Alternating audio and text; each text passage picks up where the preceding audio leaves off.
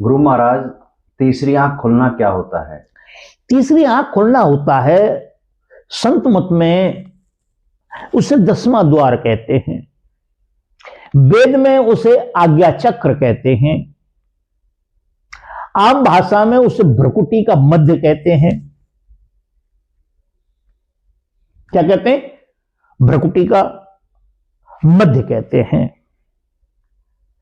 और सभी संतों ने कहा है। तो वो जो दीपक है ज्ञान का, क्या बोला आपने? मैं थोड़ा सा तीसरी आंख का, तीसरी आंख, जैसे आपने शिव जी का चित्र देखा हो, जबकि शिव जी का शरीर से क्या लेना देना है? शंकर जी का लेना देना, शिव का कोई लेना देना नहीं है। मगर कई बार देखते हैं कि यहां पे एक आंख बना दी जाती है। वो आंख नहीं होती है, यहां पे बना दी गई है।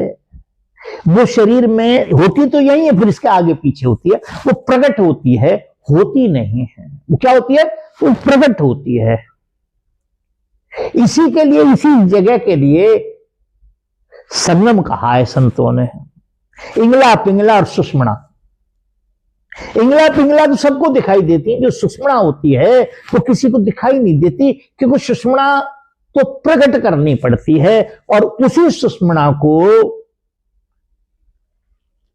ज्ञान का दीपक कहते हैं, 10वां द्वार कहते हैं, आज्ञा चक्र कहते हैं, उसी को तीसरी आंख कहते हैं। क्या कहते हैं? उसी को तीसरी आंख कहते हैं। और उसी जगह से